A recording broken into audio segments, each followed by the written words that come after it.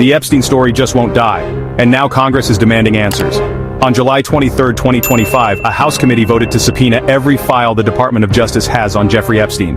This isn't a polite request, it's Congress demanding the truth now. These files could expose some of the darkest secrets in modern American history: flight logs, secret communications, and evidence hidden for years. The vote was close, but bipartisan 8-2. Both Democrats and Republicans want answers. The committee is telling the DOJ the era of secrecy is over. For Epstein's victims, this could finally mean justice. For the public, it's a test.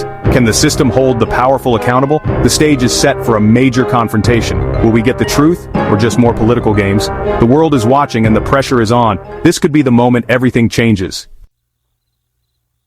Who's behind this push for transparency? The House Oversight Subcommittee on Federal Law Enforcement. The motion came from Democrat Summer Lee, but it passed because 3 Republicans crossed the aisle: Nancy Mace, Scott Perry, and Brian Jack.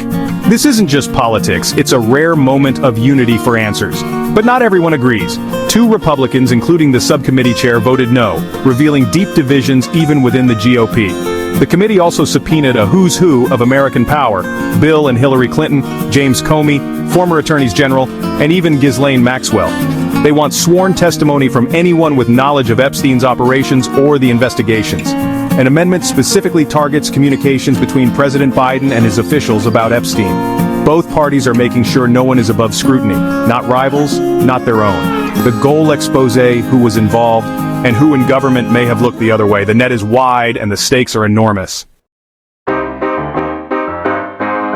Why is this happening now, years after Epstein's death? Public pressure is at a boiling point. Documentaries, podcasts, and leaks have only fueled the demand for answers. Politicians know hiding the Epstein files is political suicide. With elections looming, both parties see opportunity. Republicans want to expose elite corruption.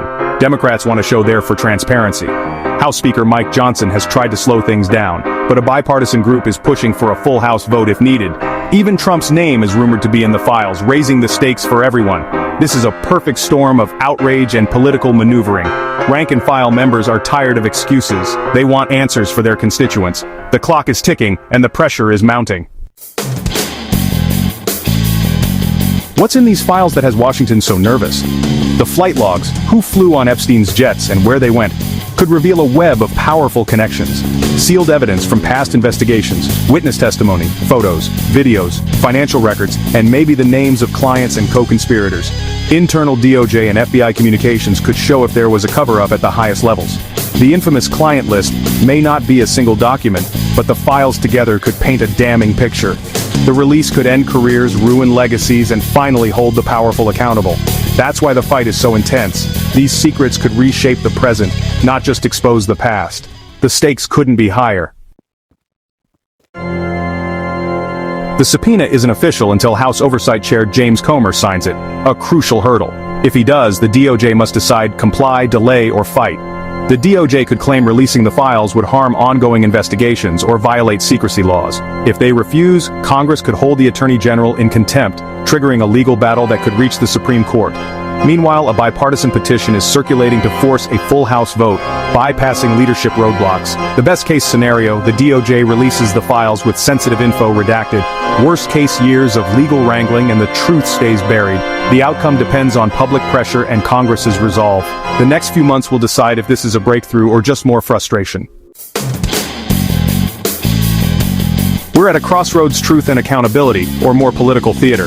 This subpoena could finally expose the powerful who enabled Epstein's crimes, and test if justice applies to everyone. But Washington is notorious for turning scandals into partisan warfare.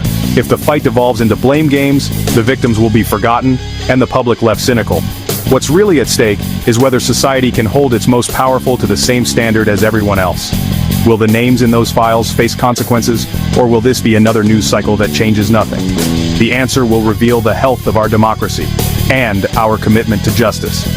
The fight for the Epstein files is on, but the fight for the truth is just beginning.